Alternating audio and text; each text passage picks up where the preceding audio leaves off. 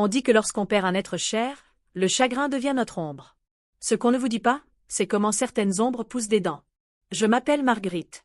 J'ai 74 ans et, jusqu'à il y a 6 mois, je croyais savoir à quoi ressemblait l'amour. Je croyais comprendre le poids de la famille, le sang qui coule, le contrat sacré entre une mère et son enfant. Je me trompais sur toute la ligne. C'est l'histoire d'un gâteau aux carottes à 3 étages. De 9 heures sous la pluie de novembre. De mots qui blessent plus profondément qu'une lame. C'est l'histoire de comment j'ai appris que parfois, les personnes censées vous aimer le plus sont celles qui aiguisent les couteaux dans votre dos. Mais surtout, c'est l'histoire de comment j'ai cessé de porter les secrets des autres pour commencer à porter ma propre vérité. Henri est mort un mardi. Pas de façon dramatique. Pas de façon cinématographique. Juste, il a cessé de respirer dans son sommeil à mes côtés après 47 ans de mariage.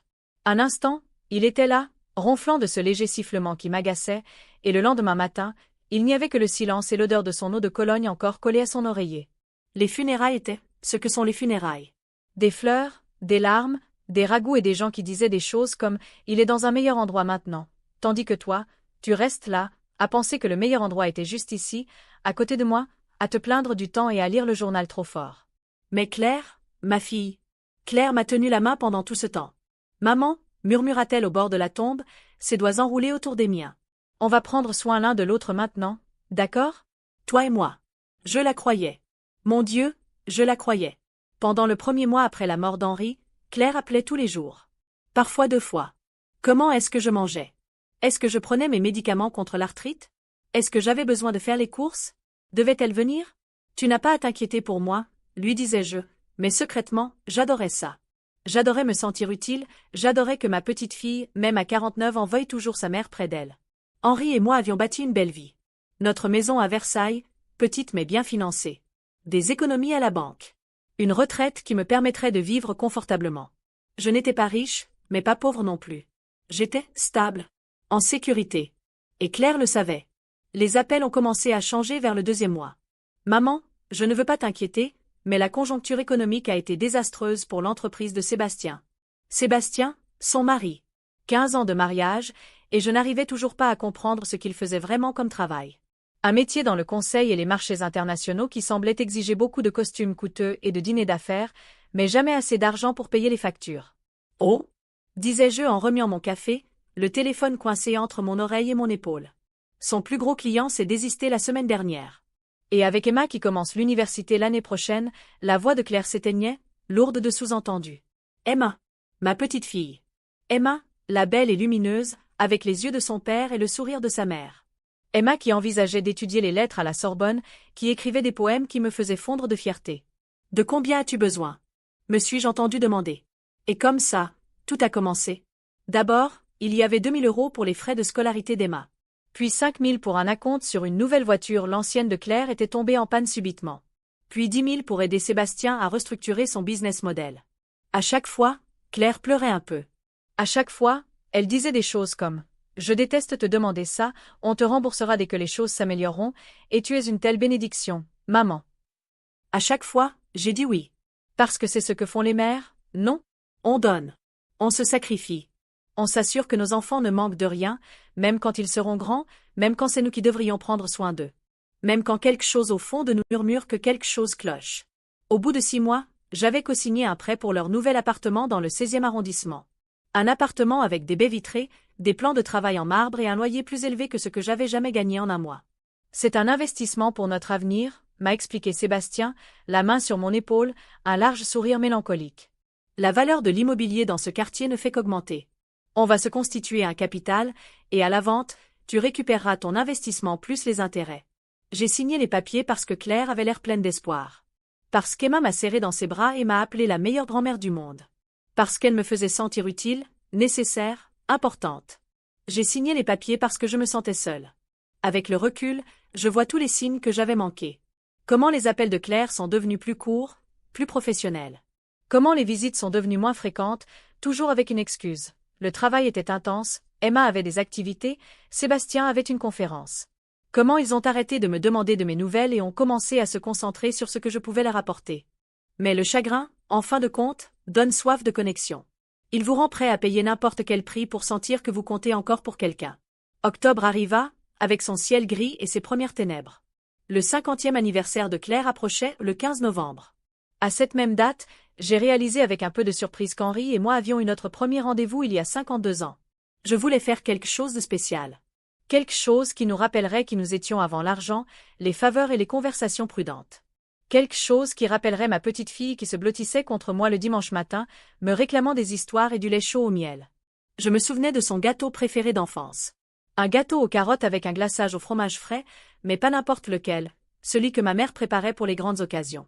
3 couches, chacune plus délicate que celle du commerce, chacune nécessitant des heures de soin. Je n'en avais pas fait depuis des années. Henri préférait les desserts simples, tartes aux pommes, biscuits au citron. Mais Claire fermait les yeux en mangeant mon gâteau aux carottes, fredonnait de plaisir comme si c'était la plus belle chose qu'elle ait jamais goûtée.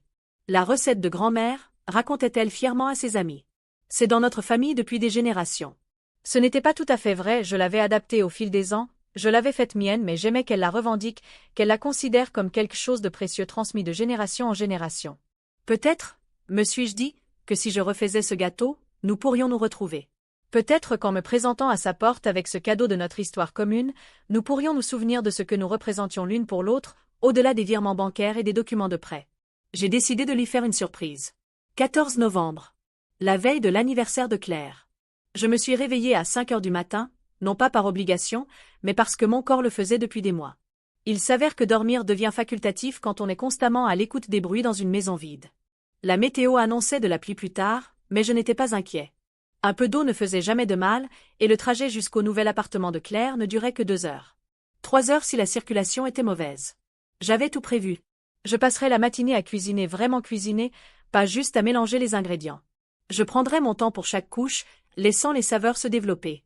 Ensuite, je glacerais soigneusement, je mettrais le tout dans le contenant spécial qu'Henri m'avait offert pour nos 20 ans, et je prendrais la route pour Paris. J'imaginais le visage de Claire lorsqu'elle ouvrirait la porte. Surprise, puis ravie. Peut-être pleurerait-elle un peu, elle avait été émotive ces derniers temps, stressée par le travail et les préparatifs d'Emma pour l'université. Peut-être que nous nous installerions dans sa magnifique nouvelle cuisine, prendrions un café et un gâteau, et discuterions comme avant. Peut-être se souviendrait-elle que je n'étais pas qu'un compte en banque avec un pouls. La première couche s'est parfaitement déroulée. Mon arthrite coopérait, et mes mains se souvenaient du rythme du pommade au beurre et au sucre, de l'incorporation de la farine, du râpage des carottes à la main, car le robot culinaire qu'Henri m'avait offert à Noël dernier me semblait encore trop compliqué. La cuisine embaumait l'odeur de cannelle et de muscade, des épices chaudes qui adoucissaient la maison. L'espace d'un instant, j'ai presque pu faire comme si Henri était encore là, qu'il allait arriver d'une minute à l'autre pour me demander si j'avais besoin d'aide ou pour se plaindre du désordre que je faisais. Deuxième couche, tout aussi bon. Doré et moelleux, avec cette mie parfaite, fruit d'années de pratique. Troisième couche, impeccable. Pendant que les gâteaux refroidissaient, j'ai préparé le glaçage. Fromage frais, vrai beurre, sucre glace, un soupçon d'extrait de vanille. Je l'ai goûté comme d'habitude, en ajoutant une pincée de sel pour équilibrer le sucré. Henri plaisantait en disant que je pouvais glacer un gâteau les yeux fermés. Aujourd'hui, j'aurais peut-être pu. Mes mains savaient exactement quelle pression appliquer, comment lisser le glaçage pour un résultat élégant et sans effort. À midi, j'avais créé quelque chose de magnifique. 3 couches parfaites, chacune visible à travers la cloche en verre du support à gâteau. Le glaçage était lisse et blanc, décoré de petites carottes en pâte d'amande que j'avais préparées la veille. On aurait dit de l'amour. On aurait dit une célébration. On aurait dit tout ce que j'espérais pour notre relation. La pluie s'est mise à tomber alors que je m'habillais. Pas la douce bruine d'automne annoncée par la météo, mais de lourdes gouttes qui tambourinaient contre les vitres comme des doigts impatients. J'ai envisagé d'attendre, d'appeler Claire pour la prévenir de mon arrivée. Mais les surprises sont censées être des surprises, et d'ailleurs, j'avais conduit par un temps plus mauvais. La voiture était fiable et une petite Peugeot qu'Henri avait scrupuleusement entretenue et les routes entre Versailles et Paris étaient bonnes. J'ai soigneusement rangé le gâteau sur la banquette arrière, l'entourant de serviettes pour le maintenir en place. J'ai attrapé mon plus beau parapluie, le bleu marine à la poignée robuste, et vérifié que j'avais bien l'adresse de Claire écrite lisiblement sur un bout de papier. Le nouvel appartement. Celui que je contribuais à financer. Ce qui aurait dû être un trajet de 2 heures s'est transformé en 4 heures de navigation exténuante à travers la pire tempête de novembre que j'ai connue depuis des années. La pluie tombait à verse, si forte que mes essuie-glaces ne suivaient plus. Les autres automobilistes s'arrêtaient, feu de détresse allumé, attendant que l'orage passe. Mais j'ai continué, penché sur le volant, les yeux plissés à travers le pare-brise, car ma fille allait avoir 50 ans demain et j'avais un gâteau qui représentait tout ce que je voulais que nous soyons. Mon arthrite a commencé à se manifester vers la 2e heure. Des douleurs aiguës dans les mains chaque fois que je serrais trop fort le volant. Mon genou gauche, celui qui me faisait mal depuis les funérailles d'Henri, commença à me lanciner. Mais j'ai continué à rouler. La circulation s'est ralentie à Saint-Cloud. Un accident avait bloqué 2 voies et les voitures étaient bloquées sur des kilomètres. J'étais assis là, à regarder la pluie marteler mon pare-brise, vérifiant l'heure sur le tableau de bord toutes les 2 ou 3 minutes. 4 heures. 5 heures. 6 heures. Le gâteau était posé sur la banquette arrière, tel un passager plein d'espoir, parfait et patient, me faisant confiance pour le livrer sans encombre. Quand j'ai atteint le quartier de Clerre, il était plus de 7 heures et il faisait nuit noire. Le 16e arrondissement paraissait différent sous la pluie, toujours élégant, toujours cher, mais d'une certaine manière froid et peu accueillant. Les lampadaires se reflétaient sur le trottoir mouillé comme des diamants épars, beaux mais intouchables. J'ai trouvé son immeuble assez facilement. Il était plus récent que ce à quoi je m'attendais, tout en vert, aux lignes épurées et à l'architecture moderne qui reflète l'argent sous tous les angles. Je me suis garé de l'autre côté de la rue et je suis resté assise un moment, écoutant la pluie tambouriner sur le toit de ma voiture. Mes vêtements étaient déjà trempés par l'humidité ambiante. Mes cheveux, soigneusement coiffés ce matin-là, étaient plats et crépus. Je me suis rendu compte que j'étais exactement ce que j'étais, une vieille femme qui avait conduit trop loin par mauvais temps pour voir des gens qui ne l'avaient pas invitée. Mais j'avais le gâteau. J'ai attrapé mon parapluie et ouvert la portière. Le vent a immédiatement tenté de m'arracher le parapluie, le retournant et trempant mon manteau en quelques secondes. Lorsque j'ai atteint la banquette arrière pour prendre le gâteau, j'étais trempée et tremblante. La poignée du porte-gâteau était glissante dans mes mains mouillées. Je l'ai serrée contre ma poitrine comme un bouclier, essayant de la protéger de la pluie tandis que je traversais la rue en titubant vers l'immeuble de Clerre. Le hall était chaleureux, lumineux et d'une propreté intimidante. Sol en marbre, meubles modernes, le genre d'endroit où mes chaussures mouillées grinçaient de façon embarrassante à chaque pas. J'ai trouvé le numéro de l'appartement de Clerre sur l'annuaire et j'ai pris l'ascenseur jusqu'au 4e étage. Appartement 4B. Leur nom était gravé sur une petite plaque en laiton près de la porte, Sébastien et Claire Laurent. Pas la famille Laurent. Pas Claire et Sébastien Laurent. Son nom en premier, comme si Claire était devenue un appendice de son identité plutôt qu'une personne à part entière. J'ai déplacé le porte-gâteau sur un bras et j'ai levé la main pour frapper. C'est là que j'ai entendu des voix. Elle a appelé 3 fois aujourd'hui. 3 fois? N'a-t-elle rien d'autre à faire? La voix de Claire, mais différente. Plus la Serbe.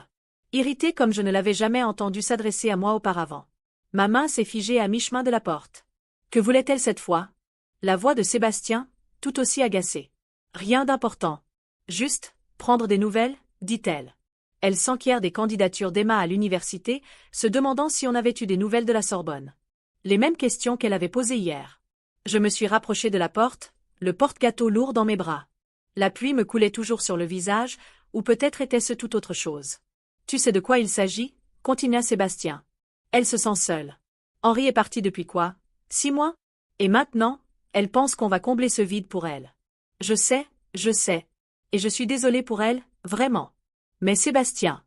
La voix de Claire baissa, et j'ai dû tendre l'oreille. Elle devient collante. Possessive. Ce n'est pas sain. Collante. Possessive. Ces mots m'ont frappé comme des coups.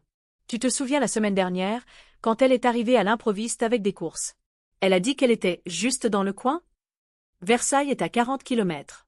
Personne n'est juste dans ce quartier de Versailles. Ils riaient tous les deux maintenant. Un rire doux et cruel qui me retournait l'estomac.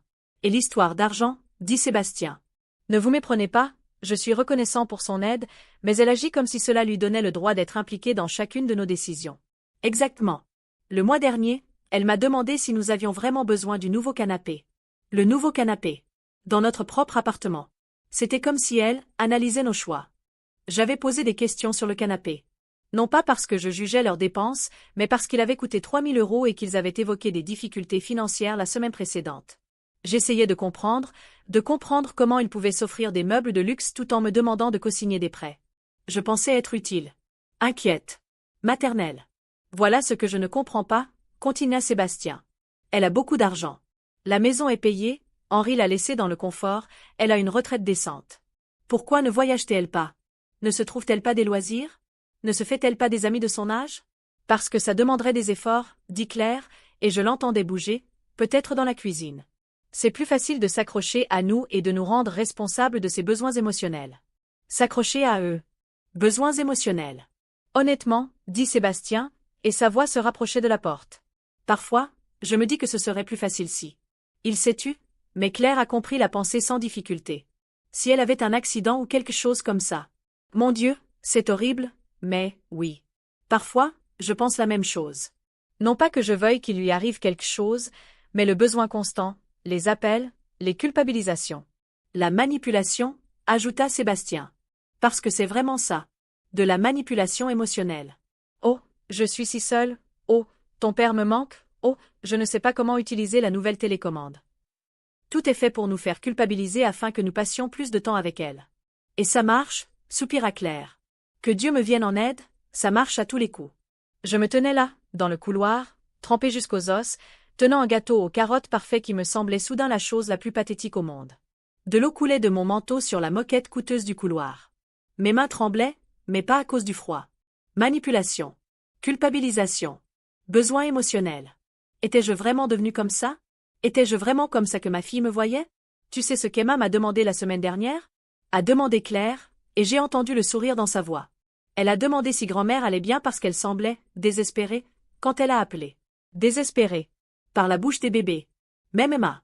Même ma petite fille l'avait remarqué. Peut-être qu'on devrait fixer des limites, a suggéré Sébastien. Genre, elle peut appeler une fois par semaine. C'est prévu. Et plus de visites surprises. Ni de gâteaux surprises, Harry Claire. Tu te souviens le mois dernier quand elle a apporté cette horrible tarte tatin?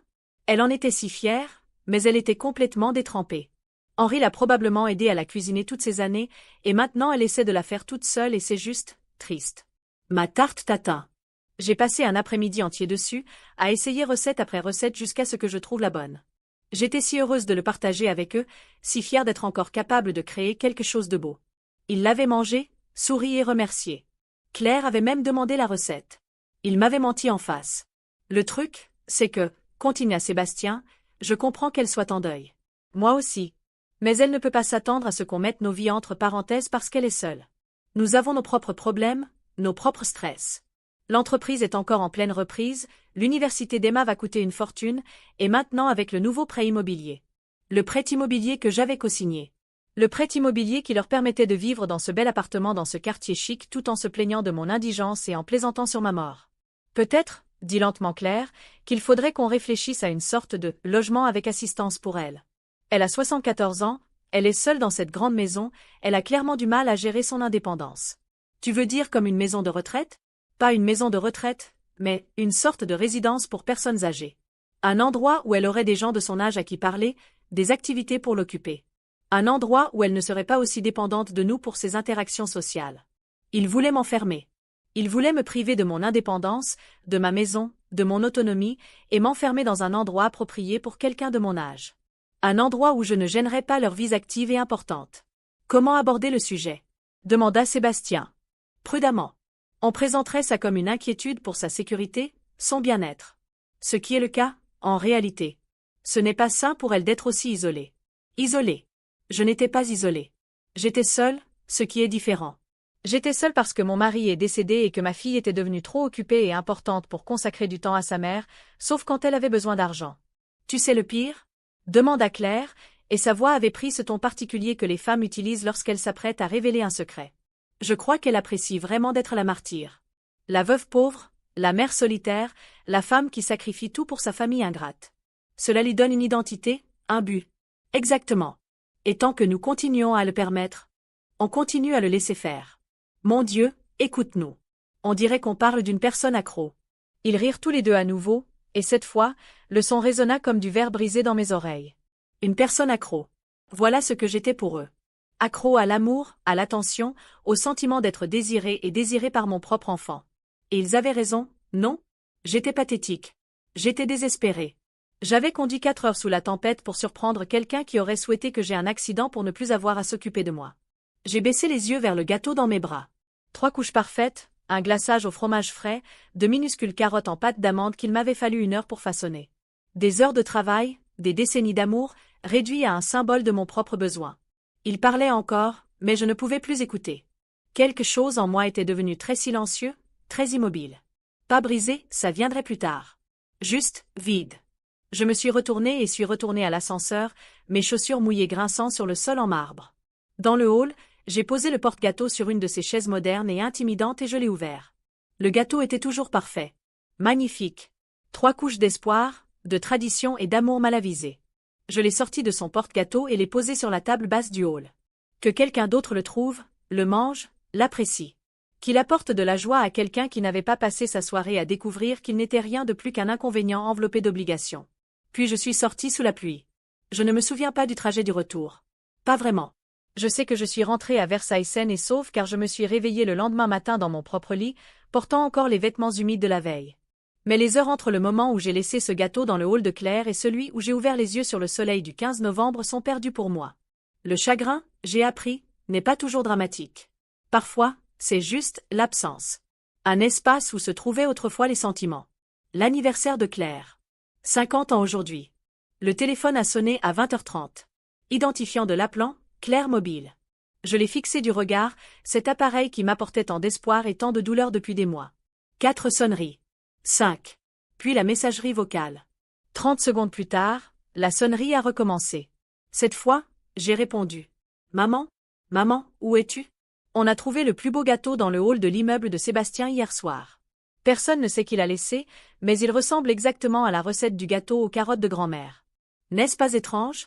Étrange. Oui, c'était étrange comme l'univers fonctionnait parfois. Joyeux anniversaire, Claire, ai-je dit. Merci. Mais écoute, à propos de ce gâteau, le portier a dit avoir vu une femme âgée dans le hall vers 20h, mais elle est partie avant que quiconque puisse lui parler. Tu n'aurais pas fait tout le trajet jusqu'à Paris sous cette tempête, n'est-ce pas? L'inquiétude dans sa voix était parfaite. Digne d'un Oscar. Si je ne l'avais pas entendu rire de mon manque d'affection 12 heures plus tôt, j'aurais peut-être cru que c'était sincère. Non, ai-je dit. J'ai passé la journée d'hier à la maison. Tranquillement. Oh, tant mieux. Je me suis inquiétée une seconde. Il faisait un temps épouvantable hier. J'aurais détesté l'idée que tu conduises avec ça. Tu aurais détesté, ai-je pensé. Mais pas parce que tu t'inquiétais pour ma sécurité. Claire, ai-je dit, il faut qu'on parle. Bien sûr. En fait, j'allais t'appeler plus tard. Sébastien et moi avons discuté de certaines choses, et on s'inquiète un peu pour toi. Tu as l'air, disons, seule ces derniers temps. Peut-être un peu trop dépendante de nous pour les interactions sociales. Dépendante. Le mot était encore là. Où es-tu en ce moment? Ai-je demandé. À la maison. Pourquoi? Dans ta cuisine? Oui, mais maman, quel est le rapport avec la cuisine avec les plans de travail en marbre? Dans l'appartement aux baies vitrées? L'appartement pour lequel j'ai cosigné le prêt immobilier? Silence. Maman, je ne comprends pas pourquoi tu parles de l'appartement. On a déjà vécu ça. C'est un investissement, tu te souviens? Tu seras remboursé quand? Quand tu vendras. Oui, je me souviens. Dis-moi, Claire, combien a coûté ce canapé? Le nouveau dont Sébastien t'a dit avoir besoin? Plus de silence. Quoi? Quel canapé? Maman, tu n'as pas de sens. Mais je l'entendais dans sa voix maintenant. La peur. La prise de conscience que peut-être, juste peut-être, sa mère pathétique, désespérée et manipulatrice n'était pas aussi naïve qu'elle le pensait. Le canapé à 3 000 € que tu as acheté la semaine même où tu m'as demandé de l'aide pour les frais universitaires d'Emma. Maman, je crois que tu es confuse. On devrait peut-être. Je ne suis pas confuse, Claire. Je suis peut-être vieille, mais je ne suis pas sénile. Pas encore, en tout cas, même si je comprends que ce serait plus pratique pour toi. J'étais là hier soir. Les mots flottaient dans l'air comme de la fumée après une explosion. Comment ça, tu étais là? Je veux dire, j'ai conduit 4 heures sous la pire tempête de l'année pour te surprendre avec un gâteau d'anniversaire. Je me tenais devant ta porte, tenant 3 couches d'amour et de tradition, à t'écouter, toi et Sébastien, discuter de combien je suis devenu gênant. Comme tu es collant. Comme tu es manipulateur. Comme ta vie serait plus facile si j'avais un accident. Un silence si profond que je pouvais entendre sa respiration. Maman, je crois que tu as mal compris. Est-ce que j'ai mal compris que tu m'avais traité de désespéré? Est-ce que j'ai mal compris que Sébastien t'avait suggéré de me placer en résidence médicalisée? Est-ce que j'ai mal compris que tu riais de ma horrible tarte tatin? Si tu écoutais une conversation privée, alors oui, tu as tout mal compris. Les gens disent des choses quand ils sont stressés, quand ils se confient à leur conjoint. Ça ne veut pas dire. Ça ne veut pas dire quoi, Claire? Ça ne veut pas dire que tu penses vraiment ces choses? Ça ne veut pas dire que tu me mens en face depuis des mois en encaissant mes chèques? Ce n'est pas juste. On ne t'a jamais demandé de... Quoi? De cosigner ton prêt immobilier? De te prêter de l'argent pour l'université d'Emma? D'aider Sébastien à restructurer son entreprise? Tu as absolument demandé. Tu as pleuré en demandant. Mais tu sais quoi? Tu as raison sur un point. J'étais désespérée. J'ai été collante. J'avais tellement soif de connexion avec mon enfant unique que je t'ai laissé me traiter comme un distributeur automatique ambulant avec des problèmes d'abandon. Maman, s'il te plaît, disons juste non. Je parle maintenant. Pendant 74 ans, j'ai passé ma vie à prendre soin des autres. Mes parents, mon mari, toi, Emma. J'ai été celle qui donne, celle qui aide, celle qui dit oui à tout, parce que c'est ce que font les bonnes mères. Mais les bonnes mères n'élèvent pas des enfants qui plaisantent sur leur mort. Les bonnes mères ne laissent pas leurs enfants adultes devenir des profiteurs et des menteurs. Les bonnes mères apprennent à leurs enfants à voler de leurs propres ailes, et non à manipuler les veuves âgées pour financer leur train de vie. Maman, tu dramatises. Si tu pouvais juste me laisser t'expliquer. Expliquer quoi? Expliquer comment tu as fait semblant de m'aimer tout en souhaitant ma disparition? Expliquer comment tu as transformé mon chagrin en opportunité? Explique-moi comment tu m'as fait sentir que ma valeur en tant qu'être humain était directement liée à mon compte en banque. Claire pleurait. Je l'entendais dans sa voix, les légers hoquets et reniflements qui me brisaient le cœur et me donnaient envie de tout arranger. Aujourd'hui, ils m'ont juste épuisé. Je t'aimais, dis-je doucement. Je t'aimais tellement que je me suis perdue à essayer de te garder près de moi. Je me suis convaincue que tes appels étaient pour l'amour et non pour l'argent. Je me suis dit que tes visites étaient pour la famille et non pour des faveurs.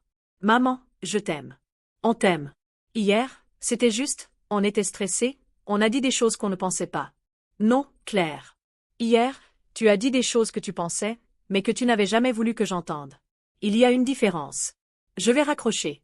Et ensuite, j'appellerai mon avocat. Ton avocat? Maman, de quoi parles-tu? Je parle de me libérer de ta vie financière. L'hypothèque co-signée, les prêts, les cartes de crédit que tu m'as fait garantir. Tout ça. Tu ne peux pas faire ça. L'hypothèque seule, si tu retires ton soutien, on perd l'appartement. Et voilà.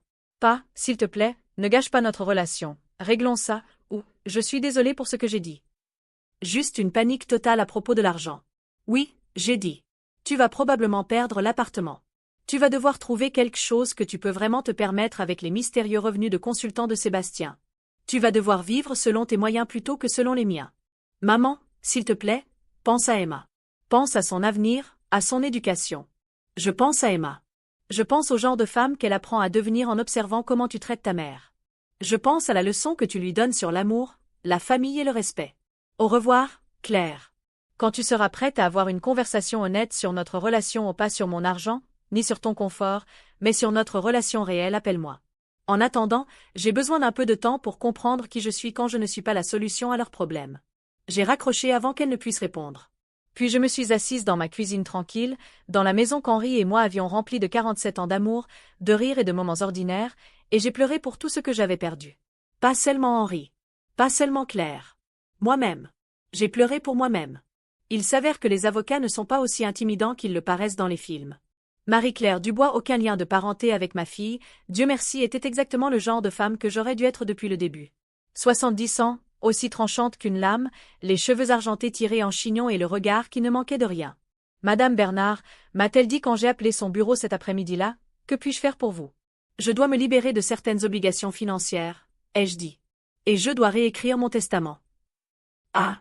Des problèmes familiaux? Était-ce si évident? Ou avait-elle déjà vu cette histoire, racontée dans des bureaux à travers la France par d'autres femmes de mon âge qui avaient pris la manipulation pour de l'amour? On pourrait dire ça. Le cabinet de Marie-Claire était exactement ce qu'on attend d'un avocat accompli. Livres, diplômes, mobilier élégant qui respirait la compétence et la discrétion. Elle examina les documents que j'avais apportés, contrats de prêt, documents hypothécaires, demandes de carte de crédit avec l'attention particulière dont je me souvenais de mon expérience professionnelle. C'est une sacrée exposition financière, dit-elle finalement. Quand ces obligations ont-elles commencé? Après le décès de mon mari. De mars à septembre de cette année. 6 mois, songea-t-elle. Un timing intéressant. Intéressant. C'était un mot pour le dire. Parlons chiffres, dit Marie-Claire en étalant les documents sur son bureau comme des preuves au procès. La garantie hypothécaire, 400 000 €. Le prêt commercial, 50 000. Les cartes de crédit, 30 000. Le prêt auto, 25 000. Le prêt personnel pour frais d'études, 15 000. Elle leva les yeux vers moi par-dessus ses lunettes de lecture. Madame Bernard, vous êtes personnellement responsable de plus d'un demi-million d'euros de dettes qui ne vous appartiennent pas. Un demi-million d'euros. Je savais que c'était beaucoup. Je n'avais pas réalisé que c'était autant. Que se passerait-il si je retirais mes garanties? Concernant l'hypothèque et les prêts, il devrait trouver des garants de remplacement sous peine de défaut de paiement. Concernant les cartes de crédit, il devrait payer les soldes immédiatement sous peine de procédure de recouvrement. Et s'ils ne peuvent faire ni l'un ni l'autre? Faillite. Perte de biens. Dégradation importante de leur code de crédit. J'étais assise là, à assimiler cette information. Il y a 6 mois, si quelqu'un m'avait dit que je pourrais un jour être responsable de la destruction financière de ma fille, j'aurais été horrifiée. Aujourd'hui, je ne ressentais rien. Un vide là où aurait dû être la culpabilité. Pouvez-vous m'aider? Demandai-je. Marie-Claire sourit. Ce n'était pas un sourire particulièrement chaleureux, mais il était efficace. Madame Bernard, j'exerce le droit depuis 45 ans. J'ai traité plus de dossiers comme le vôtre que je ne veux en compter. Le schéma est toujours le même. Une femme récemment veuve, des enfants adultes en difficulté financière, une érosion progressive des limites jusqu'à ce que le parent ne devienne plus qu'une simple source de financement. La question, a-t-elle poursuivi, est de savoir si vous recherchez la vengeance ou simplement la protection. Quelle est la différence? La vengeance est compliquée, coûteuse et rarement satisfaisante. La protection est propre, légale et permanente. Je recommande la protection. Protection. Pas de vengeance. Pas de punition. Juste, sécurité. À quoi cela ressemblerait-il? Marie-Claire a décrit le processus avec une précision clinique qui donnait l'impression que je ne déconstruisais pas la vie de ma fille, mais plutôt résoudre un casse-tête. Tout d'abord, nous informerions les banques et les établissements de crédit que je retirais mes garanties. Légalement, c'était plus compliqué que de simplement dire que je ne veux plus être responsable, mais Marie-Claire connaissait le système. Nous citerons les changements dans votre situation financière due au veuvage, a-t-elle expliqué. Tout à fait légitime. Tu as 74 ans, tu vis avec un revenu fixe et tu dois protéger ton patrimoine pour tes propres soins de longue durée. Soins de longue durée. L'ironie ne m'a pas échappé, j'utilisais le même raisonnement que Claire avait suggéré pour me placer en résidence assistée. Deuxièmement, nous restructurerions mon testament. Tout ce que j'avais prévu de léguer à Claire et Emma serait reversé à des œuvres caritatives, à une exception près, un fonds fiduciaire pour les études d'Emma, auquel Claire ne pouvait pas toucher. Ta petite fille ne devrait pas souffrir des choix de ses parents, a dit Marie-Claire. Mais elle ne devrait pas non plus apprendre que la manipulation et les mensonges sont récompensés par l'héritage. Les appels téléphoniques ont commencé ce soir-là. D'abord, Sébastien, la voix tendue par une panique à peine maîtrisée. Marguerite, il faut qu'on parle. La banque a appelé aujourd'hui. Ils ont dit que tu retirais ta garantie sur notre prêt immobilier. Il doit y avoir une erreur. Pas d'erreur, ai-je dit, surprise par mon calme apparent. Mais, tu ne peux pas, on va perdre l'appartement. On n'a nulle part où aller. Tu as un travail. Tu as des revenus. Tu peux trouver un logement abordable. Marguerite, s'il te plaît, soyons raisonnables. Si c'est à propos de ce qui s'est passé hier, Claire a expliqué le malentendu. Elle se défoulait, elle ne pensait pas du tout.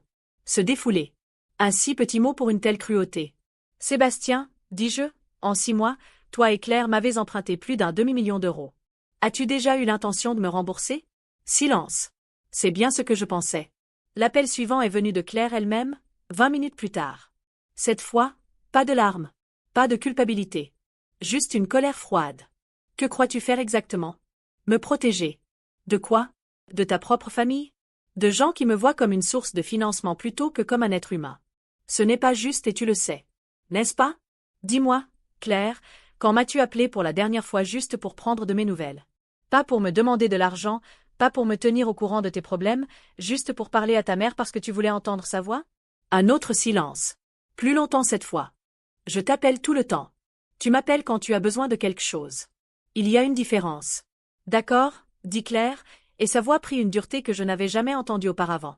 D'accord. Tu veux nous punir pour une mauvaise conversation, pour être humain, imparfait et stressé? Vas-y, détruire ta propre famille pour des sentiments blessés. Sentiments blessés. Comme si entendre ton enfant souhaiter ta mort équivalait à être déçu par un déjeuner annulé. Mais comprends bien, continua-t-elle. Si tu fais ça, si tu mets à exécution ce plan de vengeance mesquin et vindicatif, tu nous perdras à jamais. Emma ne te pardonnera jamais de lui avoir volé son avenir universitaire. Je ne te pardonnerai jamais de nous avoir mis à la rue.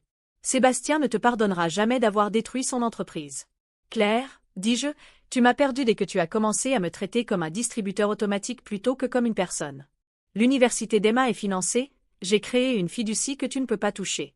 Et l'entreprise de Sébastien a fait faillite bien avant que je ne lui retire mon soutien. Tu ne sais pas de quoi tu parles. N'est-ce pas? Alors explique-moi comment une personne qui a une entreprise de conseil florissante a besoin de sa belle-mère pour garantir son prêt immobilier. Explique-moi comment une personne qui réussit financièrement a besoin d'aide financière constante pour ses dépenses de base. Les affaires sont compliquées. Tu ne comprendrais pas. Et voilà. Le mépris qui s'était tapi sous tous ces mois de 12 appels téléphoniques et de larmes de gratitude. J'étais trop vieille, trop simple, trop naïve pour comprendre leurs besoins financiers complexes. Tu as raison, dis-je. Je ne sais pas mentir à quelqu'un qui m'aime. Je ne sais pas manipuler les veuves âgées. Je ne sais pas comment tirer profit du chagrin et de la solitude. Maman. Mais je comprends ceci. Tu n'es pas la fille que j'ai élevée. La Claire que j'ai élevée n'aurait jamais parlé de sa mère comme tu as parlé de moi hier soir. La Claire que j'ai élevée n'aurait jamais bâti son style de vie sur la vulnérabilité de sa mère veuve. Et maintenant? La voix de Claire était glaciale. Tu vas nous couper complètement les vivres? Abandonner ta propre famille? Non, Claire. Je vais arrêter de te laisser m'abandonner en prétendant que c'est de l'amour. J'ai raccroché et j'ai immédiatement éteint le téléphone. Puis je me suis assise dans mon salon, dans ma maison, que j'avais gagné au prix de 40 ans de travail et j'ai ressenti quelque chose que je n'avais pas ressenti depuis des mois. La paix. Le lendemain matin, j'ai fait quelque chose que je n'avais pas fait depuis des décennies, je me suis installée dans un motel. Non pas par obligation, mais parce que j'en avais envie. Parce que pour la première fois depuis 6 mois, je voulais me réveiller dans un endroit sans souvenir d'Henri, sans attente de veuvage, sans écho d'appels téléphoniques demandant de l'argent. Le motel était propre, anonyme et parfait. Un lit, une télévision, une petite table près de la fenêtre. Chambre 23 à l'hôtel Campanile, juste à l'extérieur de Versailles, avec vue sur l'autoroute et le genre de paysage industriel que la plupart des gens qualifieraient de laid. Je l'ai trouvé magnifique. Honnête. Sans prétention, sans frais cachés, personne n'attendant rien de moi, si ce n'est une rémunération pour service rendu. J'y ai passé les 3 jours suivants, à réfléchir. À Henri et à combien il aurait détesté ce que Claire était devenue. Henri, qui avait cumulé 2 emplois pour payer ses études. Henri, qui avait été si fier de son mariage, si optimiste pour les petits-enfants que nous gâterions ensemble. À ma propre mère, décédée quand Claire avait 15 ans. Qu'aurait pensé maman si sa petite fille avait traité la famille comme une simple transaction commerciale? À Emma, brillante et belle, qui semblait déjà comprendre que grand-mère était désespérée. Que lui apprenais-je en me laissant manipuler? Que lui enseignait Claire sur la façon dont les femmes devraient s'attendre à être traitées? Le 4e jour, je me suis rendue au centre d'hébergement pour femmes, à l'autre bout de la ville. J'en avais entendu parler par Marie-Claire, qui m'en avait parlé lorsque nous avions discuté des dons de charité pour mon Nouveau Testament. Ils font du bon travail là-bas, avait-elle dit. Aider les femmes qui prennent un nouveau départ, qui retrouvent leur force. Un nouveau départ. Retrouver la force. À 74 ans, était-il trop tard pour l'une ou l'autre de ces choses? Sylvie Moreau était la directrice, une femme de l'âge de Claire, dotée de cette compétence discrète qui naît du fait de voir la nature humaine à son pire et de choisir malgré tout d'aider. Qu'est-ce qui vous amène ici aujourd'hui, madame? Bernard. Marguerite Bernard. Je ne sais pas exactement. Je cherche un endroit où faire du bénévolat, je crois. Un endroit où être utile. Elle m'observa d'un œil intelligent. Quel genre de travail vous intéresse? Je ne sais pas. Quelque chose de concret. Quelque chose d'important. Le refuge hébergeait 12 femmes et leurs enfants à tout moment. Des femmes fuyant des relations abusives, des femmes ayant perdu leur foyer, des femmes abandonnées par des familles qui les considéraient comme un fardeau plutôt que comme une bénédiction. Des femmes comme moi, en d'autres termes. Nous avons toujours besoin d'aide en cuisine, a déclaré Sylvie. Cuisiner, planifier les repas, enseigner les bases de la nutrition. Beaucoup de nos résidents n'ont jamais appris à cuisiner correctement. Cuisiner. Nourrir. Créer du confort, de la nourriture et une atmosphère familiale qui n'avait rien à voir avec des plans de travail en granit ou des meubles design. J'aimerais bien, ai-je dit. En une semaine, je passais mes matinées au refuge. J'apprenais à Jeanne, 19 ans et enceinte, à préparer un bon bouillon avec des os de poulet. J'ai montré à Mariam, dont le mari contrôlait chaque euro de ses dépenses, comment planifier ses repas avec un budget serré. J'ai aidé Claire, pas ma Claire, mais une autre Claire, qui disait merci sincèrement à apprendre à faire du pain maison. Ces femmes comprenaient ce que c'était que d'être rejetées. Elles comprenaient la douleur particulière d'être traitées comme un objet jetable par ses proches. Elles comprenaient la force qu'il faut pour s'éloigner de la toxicité, même lorsque cette toxicité s'infiltre dans la famille. Mon téléphone sonnait sans arrêt. Claire, Sébastien, et même Emma appelaient de l'école, la voix tremblante de larmes. Grand-mère, maman dit que tu es en colère contre nous. Elle dit que tu ne paieras peut-être plus mes études. Je ne comprends pas ce qui s'est passé, mais s'il te plaît, ne peux-tu pas simplement te parler? Emma. La douce et innocente Emma qui ignorait que ses parents finançaient leur train de vie grâce au chagrin de sa grand-mère. Mais j'avais tenu ma promesse. Le fonds de l'université était intouchable, géré par l'entreprise de Marie-Claire, hors de portée de Claire. Emma allait pouvoir faire ses études. Elle ne les obtiendrait simplement pas, à cause du stratagème de manipulation de ses parents. Lorsque les appels téléphoniques n'ont pas fonctionné, les lettres ont commencé. Mots écrits de Claire, chacun étant un véritable cours magistral de manipulation émotionnelle. Maman, je ne sais pas ce que j'ai fait pour mériter cette cruauté de la part de ma propre mère. Maman, Sébastien a des douleurs à la poitrine à cause du stress. S'il lui arrive quelque chose, comment vas-tu vivre avec toi-même? Maman, Emma pleure jusqu'à s'endormir tous les soirs en se demandant pourquoi grand-mère ne l'aime plus. Mais quelque chose avait changé en moi pendant ces heures sous la pluie devant l'appartement de Claire. Une certaine crédulité avait été balayée, laissant derrière elle quelque chose de plus dur et de plus honnête. Je voyais bien la manipulation maintenant. La façon dont chaque lettre était conçue pour me faire sentir coupable, responsable, cruelle. La façon dont ils se concentraient sur mes actions plutôt que d'examiner leur propre comportement. Nulle part dans aucune de ces lettres, Claire ne reconnaissait m'avoir blessée. Nulle part elle ne s'excusait pour ses propos. Nulle part elle n'assumait la responsabilité de m'avoir traité comme un compte en banque ambulant. Tout était question de ma cruauté, de mon manque de raison, de mon incapacité à être la mère parfaite, généreuse et indulgente qu'ils attendaient de moi. Les banques ont accepté de nouveaux modes de paiement, m'a informé Marie-Claire lors d'une de nos réunions hebdomadaires. Elles ont réussi à garder l'appartement, mais ont dû prendre une colocataire pour payer le prêt immobilier. Une colocataire. Sébastien et Claire, vivant chez un inconnu pour pouvoir se permettre le style de vie qu'ils avaient bâti grâce à mon sacrifice. Et les prêts commerciaux? Consolidés dans un plan de remboursement qu'ils mettront environ 15 ans à rembourser. 15 ans. Ils auraient la soixantaine avant d'avoir fini de payer pour la vie qu'ils avaient tenté de bâtir sur mon chagrin. J'ai attendu que la culpabilité me rattrape. J'ai attendu que l'instinct maternel qui avait guidé chacune de mes décisions pendant 50 ans reprenne le dessus. Il n'est pas venu. Au lieu de cela, il y avait juste de la clarté. Pour la première fois de ma vie d'adulte, je prenais des décisions en fonction de ce qui était juste plutôt que de ce qui ferait le bonheur des autres. C'était révolutionnaire. Le printemps est arrivé tôt cette année-là. En mars, les arbres autour de Versailles bourgeonnaient déjà et l'air était imprégné de cette douce chaleur qui vous fait croire au nouveau départ. J'étais de retour chez moi, mais la sensation était différente maintenant. Non pas parce que quelque chose avait changé physiquement, mais parce que j'avais changé. Les pièces ne résonnaient plus de l'absence d'Henri ni des exigences de Claire. Elles étaient juste, à moi. Mes journées avaient trouvé un nouveau rythme. Les matinées au refuge, où j'étais passée du statut de bénévole en cuisine à celui de conseillère informelle. Les après-midi dans mon jardin, que j'apprenais à entretenir sans les conseils constants d'Henri. Les soirées avec les livres que je choisissais, les films que je voulais voir, les appels téléphoniques que je voulais passer. Pour la première fois de ma vie, mon temps m'appartenait entièrement. J'avais aussi découvert quelque chose de surprenant. J'étais plutôt douée pour me faire des amis.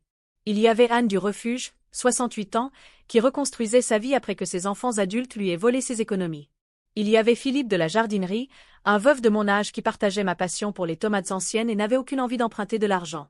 Il y avait le club de lecture qui se réunissait le jeudi à la bibliothèque, rempli de femmes qui discutaient avec passion des points clés de l'intrigue et du développement des personnages et ne m'ont jamais demandé de co-signer quoi que ce soit.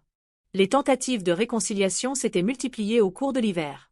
D'abord, il y a eu les rencontres fortuites. Claire se pointait à l'épicerie où je faisais mes courses, à la pharmacie où je faisais mes ordonnances, au café où j'avais commencé à retrouver mes amis du club de lecture. Maman, quelle coïncidence! Comment vas-tu? Tu as l'air différente. Différente. J'étais différente. J'étais une femme qui ne s'excusait plus de prendre de la place dans le monde. Puis il y a eu les urgences médicales. Sébastien à l'hôpital avec des douleurs à la poitrine qui se sont avérées être de l'anxiété. Emma a eu une crise de panique pendant les examens, qui s'est miraculeusement résolue lorsque j'ai confirmé que sa fiducie universitaire était toujours intacte. Claire elle-même, atteinte d'une maladie mystérieuse nécessitant un traitement coûteux, qui a disparu lorsque je lui ai suggéré de demander une aide sociale. Chaque crise était présentée comme urgente, menaçante pour sa vie, nécessitant une intervention maternelle immédiate. Il y a 6 mois, je me serais précipitée à leur secours, chéquier à la main et excuses aux lèvres. Maintenant, je leur ai envoyé des fleurs et des cartes qui disaient « Je pense à toi », rien de plus. Parce que j'avais appris quelque chose d'important pendant mes mois d'exil, les gens qui vous aiment sincèrement n'utilisent pas les crises pour vous manipuler. Les gens qui ont vraiment besoin d'aide ne font pas dépendre leurs urgences de votre soutien financier. En avril, Emma a appelé pour annoncer une nouvelle qui a tout changé. « Grand-mère, c'est Emma.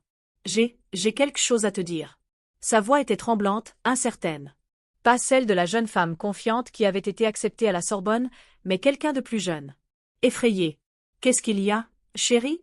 Je suis enceinte. 20 ans. En 2e année d'université. Célibataire, bien qu'elle ait mentionné un petit ami nommé Lucas lors de conversations précédentes. Oh, Emma. Je sais ce que tu penses. Je sais que ce n'est pas le moment idéal. Mais Lucas et moi, on s'aime et on veut ce bébé. Ce que je pensais, c'était à quel point elle ressemblait à sa mère à cet âge. Jeune, amoureuse, convaincue que les sentiments suffisaient à construire une vie. Je pensais aussi à quel point je voulais la protéger des erreurs de Claire. Des schémas qui semblaient se répéter de génération en génération dans notre famille. Maman ne le sait pas encore. J'ai peur de lui dire, car les choses ont été si difficiles ces derniers temps.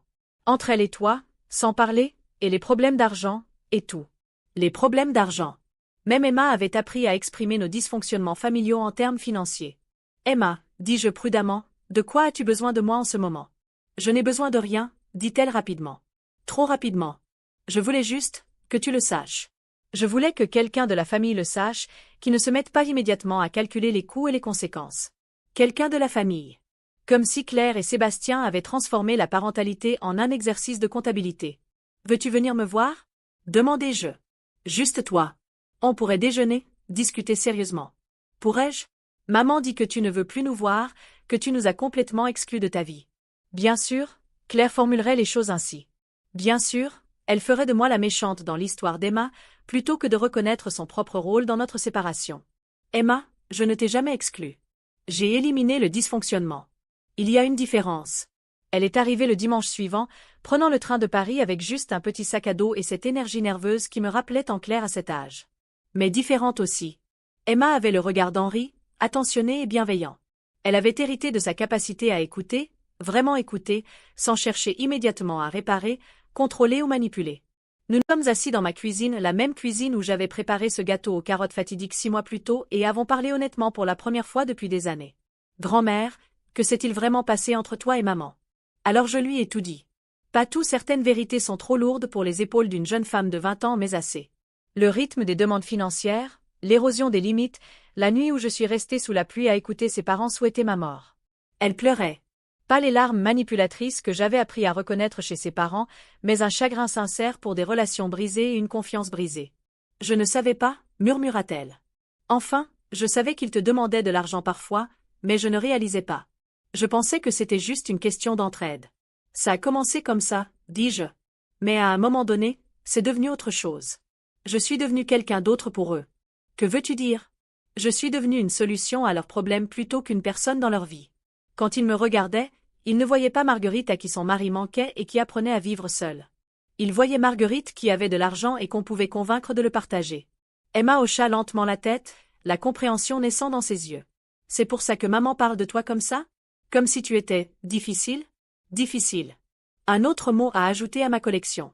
Probablement. C'est difficile d'entretenir une relation avec quelqu'un quand on calcule constamment ce qu'on peut obtenir de lui. Grand-mère, dit Emma après un long silence, je ne veux pas d'argent de ta part pour le bébé. Je sais. Et je ne veux pas que tu te sentes obligée d'aider juste parce qu'on est de la famille. Je le sais aussi. Mais, aimerais-tu t'impliquer? En tant que grand-mère arrière? Si je te promets de ne jamais utiliser le bébé pour te manipuler ou te culpabiliser ou... J'ai regardé cette jeune femme, tellement semblable à sa mère, mais montrant déjà des signes de mieux-être, de plus forte. Emma, dis-je, rien ne me ferait plus plaisir que de faire partie de la vie de ton enfant. En termes honnêtes. Avec un amour véritable plutôt qu'avec des obligations. Elle sourit alors, le premier sourire sincère que j'avais vu de la part d'un membre de ma famille depuis presque un an. Bien, dit-elle. Parce que je vais avoir besoin de quelqu'un pour m'apprendre à préparer de bons petits pots pour bébé. Lucas et moi, on ne sait rien de la façon de s'occuper des bébés. Et c'est ainsi qu'a commencé un nouveau chapitre. Pas seulement avec Emma, mais avec l'idée même de famille. Au cours des semaines suivantes, Emma est venue régulièrement. Elle a amené Lucas, un étudiant en ingénierie timide qui me rappelait Henri à cet âge, plus intéressé par le fonctionnement des choses que par leur coût. Je leur ai appris à cuisiner des repas simples et nutritifs. Je leur ai montré comment budgétiser les dépenses liées au bébé sans s'endetter. J'ai aidé Emma à comprendre la différence entre être soutenue et être exploitée. Claire, comme on pouvait s'y attendre, était furieuse. « Tu ne peux pas me remplacer par ma fille », a-t-elle dit lorsqu'elle m'a finalement coincée devant le refuge un après-midi. « Tu ne peux pas m'exclure de la vie de mon propre enfant. » J'ai remarqué qu'elle paraissait plus âgée. Plus mince. Le stress de devoir payer pour leur train de vie se faisait sentir. « Je ne te laisse pas tomber, Claire. Tu t'es laissé tomber toi-même quand tu as décidé que je valais plus comme banque que comme mère. Ce n'est pas juste. N'est-ce pas? Dis-moi, à quand remonte la dernière fois où tu as posé des questions sur ma santé sans me demander de l'argent? À quand remonte la dernière fois où tu as appelé juste pour entendre ma voix? À quand remonte la dernière fois où tu m'as traité comme une personne plutôt que comme un problème à gérer? Elle ouvrit la bouche, puis la referma. Je le pensais. Maman, s'il te plaît. Je sais que j'ai fait des erreurs. On a toutes les deux dit des choses qu'on regrette. Mais Emma a besoin de nous deux en ce moment. On ne peut pas juste recommencer? Recommencer. Comme si des mois de manipulation et de cruauté pouvaient être effacés par une simple demande. Claire, dis-je doucement, rien ne me ferait plus plaisir que d'avoir à nouveau une vraie relation avec toi. Mais il faut que ce soit vrai. Fini les urgences financières qui se résolvent mystérieusement quand je ne réponds pas. Fini les culpabilisations liées à la solitude ou au besoin. Arrête de me traiter comme si j'existais pour résoudre tes problèmes. Alors, qu'attends-tu de moi? Je veux que tu reconnaisses que tu m'as fait du mal. Vraiment mal. Je veux que tu comprennes que ce que j'ai entendu ce soir-là n'était pas juste de la défoulement, c'était de la cruauté. Je veux que tu assumes la responsabilité de la façon dont tu m'as traité depuis la mort de ton père. Et après? Tu me pardonneras et tout redeviendra comme avant? Non, dis-je. Alors peut-être pourrons-nous construire quelque chose de nouveau. Quelque chose d'honnête. Claire m'a regardé un long moment, et j'ai pu voir les calculs se faire dans son regard. Est-ce que ça en valait la peine? Reconnaître ses torts valait-il le retour sur investissement potentiel? Apparemment non. Tu as changé, dit-elle finalement. Tu n'es plus la mère dont je me souviens. Tu as raison, dis-je. Je vais mieux. Elle s'est éloignée, et je n'ai ressenti rien. Ni tristesse, ni regret, ni envie de la rappeler pour m'excuser d'avoir été déraisonnable. Juste la paix. Le fils d'Emma est né un matin de février enneigé, 6 semaines avant terme, mais en bonne santé, fort et absolument parfait. J'étais en salle d'accouchement, non pas parce que quiconque se sentait obligé de m'inclure, mais parce qu'Emma m'avait demandé d'être présente. Parce qu'elle souhaitait que les premiers instants de son enfant soient partagés avec quelqu'un qu'il aime sans réserve. Grand-mère arrière, murmura-t-elle tandis que je le tenais pour la première fois, voici Henri. Henri. Il l'avait nommé d'après son arrière-grand-père, d'après l'homme qui m'avait montré ce qu'était l'amour inconditionnel. En regardant cette petite personne, ce nouveau départ enveloppé dans des couvertures d'hôpital, j'ai ressenti quelque chose que je n'avais pas ressenti depuis plus d'un an, une joie sans complication. Claire n'était pas là pour l'accouchement. Emma lui avait parlé de la grossesse des mois plus tôt, mais leur relation était devenue tendue et prudente. Claire avait immédiatement commencé à calculer les dépenses, suggérant qu'Emma n'était pas prête pour la maternité, préconisant des alternatives plus pratiques. Elle avait traité la grossesse de sa fille de la même manière qu'elle avait traité mon veuvage, comme un problème à résoudre plutôt que comme une vie à entretenir. Emma, plus forte et plus sage que sa mère à cet âge, s'était éloignée. Lucas et Emma m'ont demandé de les aider avec le petit Henri lorsqu'ils l'ont ramené de l'hôpital. Non pas parce qu'ils avaient besoin de mon argent, mais parce qu'ils désiraient sincèrement ma présence dans leur vie. Je me suis retrouvée à faire des choses que je n'avais pas faites depuis que Claire était petite, changer des couches, arpenter la pièce avec un bébé souffrant de coliques, chanter des berceuses que ma propre mère m'avait chantées. Mais différent cette fois. Mieux. Parce que j'étais choisie, pas obligée. Parce que mon aide était souhaitée, pas tenue pour acquise. Parce que ces jeunes parents m'ont remercié sincèrement et ne m'ont jamais donné l'impression que ma valeur dépendait de mon utilité. C'était en mars, exactement un an après la mort d'Henri, que Claire s'est présentée à ma porte. Sans appeler au préalable. Sans prendre rendez-vous. Juste là, sur le pas de ma porte, l'air épuisé et désespéré, et un peu plus petite que dans mes souvenirs. « Maman, dit-elle, il faut qu'on parle. » J'ai failli ne pas la laisser entrer. J'ai failli lui dire d'appeler Marie-Claire si elle avait des questions juridiques ou de prendre rendez-vous si elle voulait me voir. Mais quelque chose dans son visage m'a arrêté. Pas de manipulation cette fois. Pas de calcul. Juste, de la défaite. « Entrez, ai-je dit. Nous étions assis dans mon salon, la même pièce où je l'avais écouté se plaindre d'argent et de stress pendant des mois après la mort d'Henri. Mais tout semblait différent maintenant. Je me sentais différent. « Je divorce », a-t-elle dit sans préambule. Divorcer. Je n'étais pas vraiment surpris. Les mariages construits sur le désespoir financier survivent rarement quand l'argent disparaît. Je suis désolée, ai-je dit, et je le pensais vraiment. Pas désolée que son mariage se termine, mais désolée qu'elle traverse des épreuves. Es-tu vraiment? A-t-elle demandé. Parce que Sébastien semble penser que tu as tout planifié. Que tu as délibérément saboté nos finances pour nous séparer. Claire, ai-je dit patiemment, j'ai retiré mon soutien financier parce que toi et Sébastien vous utilisiez. L'échec de ton mariage est la conséquence de tes choix, pas de ma vengeance. Mais si tu avais continué à nous aider? Et alors? Tu aurais continué à prendre jusqu'à ce que je n'ai plus rien à donner? Tu aurais continué à me traiter comme un distributeur automatique jusqu'à ce que je meure de vieillesse et de solitude? Elle tressaillit à ces mots, et pour la première fois de notre conversation, je vis une véritable émotion dans ses yeux. Je sais que j'ai dit des choses qui t'ont blessé, dit-elle prudemment. Ce soir-là, quand tu nous as entendu parler, tu as dit que tu aurais souhaité que j'aie un accident pour que tu n'aies plus à te soucier de moi. Je ne voulais pas dire ça. Si, tu le pensais. Tu le pensais vraiment, et tu avais raison. J'étais dépendant, désespéré et collant. Je te rendais responsable de mes besoins émotionnels parce que j'avais trop peur de construire ma propre vie. Elle parut surprise par mon honnêteté, par ma volonté de reconnaître mes propres fautes. Mais, continuai-je, cela n'excuse pas la façon dont tu as géré la situation. Au lieu d'avoir une conversation honnête avec moi sur les limites à respecter, tu as choisi de te moquer de moi dans mon dos tout en me manipulant en face. J'avais peur, dit-elle doucement. Peur de te blesser, peur de perdre ton soutien, peur de tout. Je comprends, Claire. La peur nous pousse parfois à faire des choses terribles. Mais comprendre tes raisons n'efface pas les conséquences de tes actes. Nous sommes restés assis en silence pendant plusieurs minutes. Dehors, le printemps commençait à poindre dans les premières jonquilles qu'Henri avait plantées des années auparavant. Que va-t-il se passer maintenant? Demanda-t-elle finalement. Ça dépend de toi, dis-je. Veux-tu une relation avec moi, ou veux-tu retrouver ta vieille mère? Quelle est la différence? Ta vieille mère disait oui à tout et ne demandait jamais d'honnêteté en retour.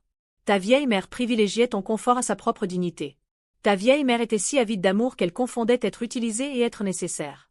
Et maintenant? Maintenant, je suis une femme qui connaît sa valeur. Qui a des limites. Qui n'accepte pas les miettes et ne se contente pas d'un festin. Claire hocha lentement la tête, et je la vis assimiler cette information. À quoi ressemblerait une relation? Avec cette nouvelle version de toi? Honnête. Réciproque. Basée sur une attention sincère plutôt que sur l'obligation ou la culpabilité. Voudrais-tu rencontrer ton petit-fils? Et voilà. Le test. Me proposait-elle ça parce qu'elle voulait partager quelque chose de précieux avec moi, ou parce qu'elle pensait que ça pourrait être un moyen de retrouver mes bonnes grâces financières? J'adorerais le rencontrer, dis-je. Emma l'amène toutes les semaines. Le choc se lisait sur son visage. Emma l'amène ici? Toutes les semaines? Oui. On déjeune ensemble, j'aide avec le bébé, Lucas répare les choses de la maison que je ne peux plus gérer. Ils sont d'une compagnie adorable. Elle ne m'a jamais dit qu'elle te voyait régulièrement. Probablement parce qu'elle ne voulait pas gérer ta réaction. Ou vos tentatives d'utiliser sa relation avec moi comme moyen de pression. Claire était assise là, absorbant cette information.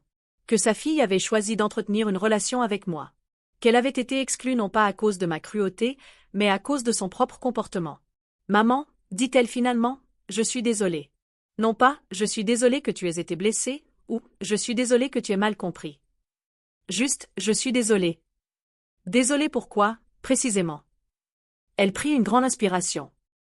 Je me suis dit que tu étais désespéré et collant pour ne pas avoir à culpabiliser d'avoir profité de ton désespoir et de ton attachement. Elle n'avait jamais été aussi honnête avec moi depuis des années. Peut-être même jamais. Merci, ai-je dit. De m'avoir enfin dit la vérité. Est-ce que ça veut dire que tu me pardonnes? Ça veut dire que je te comprends. Le pardon va prendre du temps. Et du travail. Et la preuve que tu as vraiment changé, pas seulement changé de stratégie. Elle a hoché la tête en s'essuyant les yeux avec des mouchoirs de la boîte que je lui avais offerte. À quoi cela ressemblerait-il? Au travail? Ce serait comme reconstruire notre relation sans aucun aspect financier. Tu paies pour ta vie, je paie pour la mienne. Tu me rends visite parce que tu veux me voir, pas parce que tu as besoin de moi. Et si j'ai vraiment besoin d'aide? En cas d'urgence réelle? Alors tu demandes de l'aide comme les adultes le font.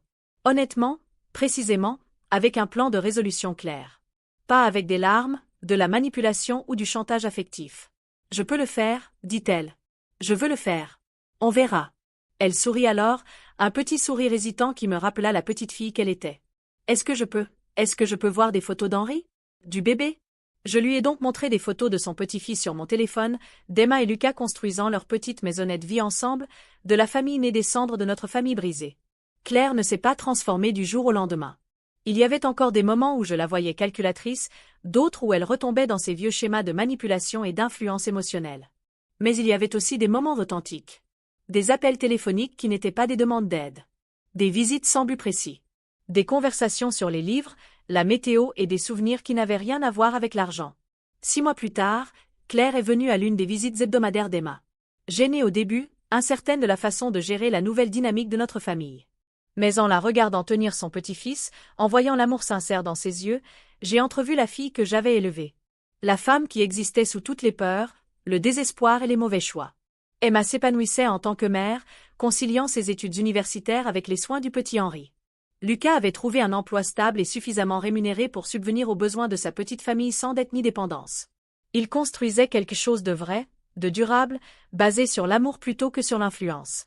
Et j'en faisais partie. Non pas comme la banque familiale ou le plan de secours, mais comme la grand-mère arrière, la femme qui préparait les meilleurs petits pots pour bébé de A à Z, chantait les vieilles berceuses et racontait des histoires sur l'arrière-grand-père Henri. Un dimanche après-midi de fin d'automne, presque 2 ans après la nuit où je me suis retrouvée sous la pluie devant la porte de Claire, Emma m'a demandé de lui apprendre à faire un gâteau aux carottes. La vraie recette, m'a-t-elle dit. Celle qui est dans notre famille depuis des générations. J'ai souri, me rappelant comment Claire disait la même chose. Ce n'est pas vraiment une recette de famille, ai-je admis. Je l'ai adaptée au fil des ans, je me l'approprie. Puis, apprends-moi à la faire mienne, a dit Emma. Alors on a cuisiné ensemble, Emma, bébé Henri et moi. 3 générations dans ma cuisine, à mesurer la farine, à râper des carottes et à parler de tout et de rien. Claire est arrivée à mi-cuisson, attirée par les odeurs familières. Le gâteau aux carottes de grand-mère ? Demanda-t-elle, et pendant un instant, elle ressembla à la petite fille qui se tenait debout sur une chaise à côté de moi, impatiente d'aider et qui mettait de la farine partout. Tu veux aider pour le glaçage ? Proposa Emma. Et donc on a fini le gâteau ensemble, 3 générations de femmes qui apprenaient à quoi pouvait ressembler une famille fondée sur le choix plutôt que sur l'obligation. Quand on s'est enfin assise pour le manger, le gâteau qui avait marqué le début de tout ce voyage, il avait un goût différent de ce dont je me souvenais. Moins sucré, peut-être. Plus complexe. Avec des nuances de saveur qui ne naissaient qu'avec le temps, la patience et la volonté de laisser les choses se développer naturellement. C'est parfait, dit Emma, et elle le pensait. C'est différent de ce dont je me souvenais, dit Claire prudemment. Mieux différent ou pire différent ? Demandai-je. Elle y réfléchit sérieusement, prenant une autre bouchée. Mieux, dit-elle finalement. Certainement mieux. Le petit Henri émit des bruits de bébé joyeux depuis sa chaise haute, plus intéressé par le gâteau aux carottes collant qui lui étalait sur le visage que par le profond silence qui s'était installé sur la table. C'était le son d'une famille, brisée puis reconstruite, retrouvant le chemin de la vérité. Et pour Marguerite, c'était le son le plus doux du monde.